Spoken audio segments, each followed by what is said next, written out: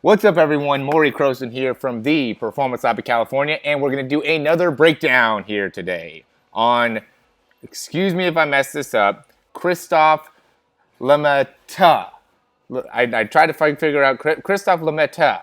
I want to say that's the right way. I'm not French. I'm sorry. I'm not a speech guy. I'm a movement guy. So for anybody that is offended by how I pronounce it, I'm sorry, but big thing is, let's get to the movement. All right, so the cool thing about Christophe is he's a little bit taller, and I love his stride. His stride, I mean, he gets such a great knee drive. It's something that we could definitely take some information from.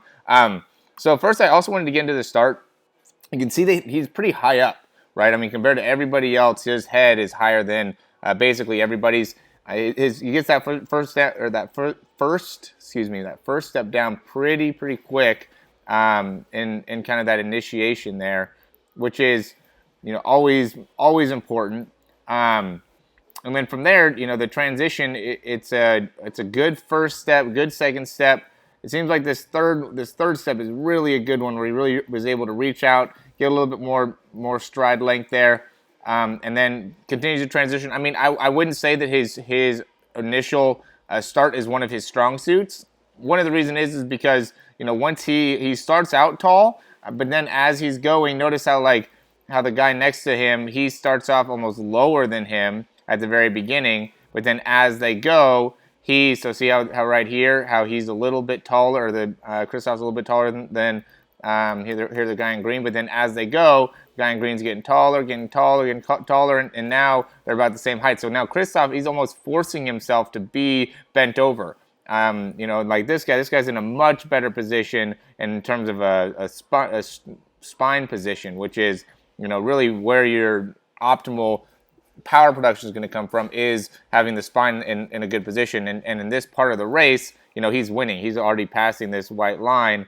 and Christophe hasn't even got to the white line yet. So you can tell from that perspective why Christophe can get a little bit more improvement in terms of his overall sprint. Now we're going to get into, his start. Now, as he gets going, what's interesting about Christophe here is his arm swing. So when he's going down, when he's swinging to his left, you can notice how straight that arm gets and how fast it gets straight, right? So as he's coming down, it's almost like he immediately extends that elbow and is going back, but he's also keeping this shoulder pretty well closed off. So it's not like he's allowing himself to, get a lot of effect in terms of body or spine movement. It's just that arm, that initial kind of hard lat movement there is really a big part of his ability to create force, just because it's something that's different, right? If he wasn't using that to create as much force, then it would have a lot more look and feel as the right one does, where he kind of keeps it all bent. But either side, he does go into that elbow extension. It looks like he does try to use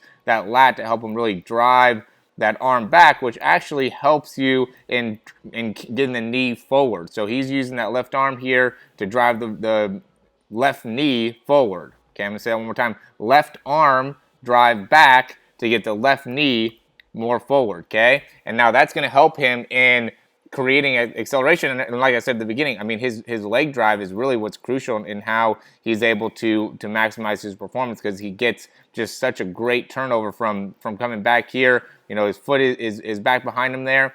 Which the longer you are, the taller you are, a lot of times you have a tendency to get that foot to be stuck behind you, and he does a great job of still creating momentum off the ground, but he drives that knee right up and through and gets extension, which is a big strength of his in terms of maximizing his overall cycle, his speed cycle. And that's why once he gets going, now he has a lot of smoothness in his actual sprint. And notice now he's getting that great knee extension, pulling back, landing with that foot right underneath his ear. When he lands on that right leg, notice how too he's rotated a lot towards us here. And what he's doing now is he's allowing himself to really be able to swing that left arm back, boom, big swing, and he gets a lot of momentum into that left leg, and that left hip flexor is really a big driver. That left hip flexor, left core, left oblique, left lat, all that's very important in his overall speed production. You can see how much he gains too whenever he takes that step with that left foot. That's really his big.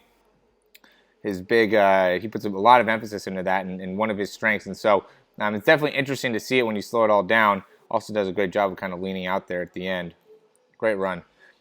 Now, looking at it from this side here, more of the front, now we could get into some of the stuff we were seeing with that left arm. Notice what he does there, right? See how he's swinging that left arm and how that's different than the right arm. And the reason I say, again, why you know that he uses that a lot is because why would he be doing that if he has a similar, kind of movement pattern as, like, the guy that he's racing next to him. See how the guy next to him has fairly symmetrical arm swing, right? But Christophe here, he's going to go and swing that left arm back off to the side, and you can tell that he's using that for the left hip flexor. He really needs to be able to open up that left hip flexor. Maybe he has some range of motion issues there. I mean, it kind of looks like as he's driving that knee up, it kind of comes off to the side. So it might help him in overcoming that range of motion deficiency that he has in his hip, or it might just be a power development thing. It's hard to actually understand it without feeling the body and understanding the body, but you could definitely tell that that's an important part of what helps him get to the top, because especially when he gets into that top end speed, he's really maximizing and he's really gaining on people when he takes that step with that left foot, which he has to be using the left lat in order to get that left knee to drive forward. So yeah, again, very interesting to see. Another thing that he's doing too is he's more of a runner that's going to get more lateral movement, right? So notice how his shoulders are rocking back and forth. This is usually a tough thing to do because it takes a lot of stabilization in your lateral core to engage that. But notice how he's able to still stay tall, still stay long in that lateral core. A lot of times what I see is when they start swinging side to side like this, they end up losing some of their ability to maintain good posture within the spine, and that ends up slowing you down, because as you're going through, if you fall off to the side too much as you're about to land here, then that affects your deceleration process. So on this right leg, if he fell off to the side too much and really had a big roundedness here, now that would affect his ability to then push back off that leg. But notice for him, he doesn't end up bending too much, so he's able to push off that leg pretty quickly, pretty effectively, which again helps him maximize his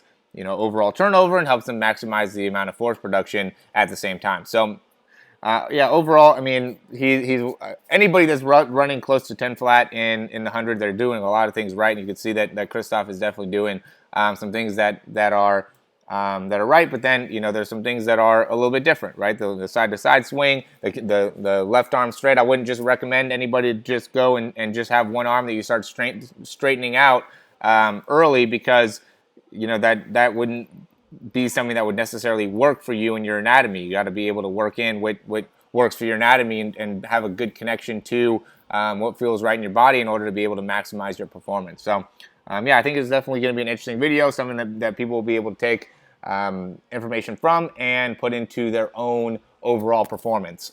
As always, guys, I want to say thanks for watching these videos. If you want to learn a little bit more about speed, how you can develop more speed, check out our free ebook, Everything You Need to Know to Get Faster. And if you already have downloaded that, already started consuming that information, or you just want to know a little bit more about how you can improve as an individual, you can check out our 12-week online speed program. Goes into a lot of in-depthness about how you can run faster from a mechanic perspective. We put a big emphasis on mechanics. That's why we do videos like this, as well as we have personalized workout programs for you to do to make it so you could really focus on what you need to improve as an athlete. So yeah, thanks for watching these videos, guys. If you're interested in any of that, click the links below, and we will see you soon.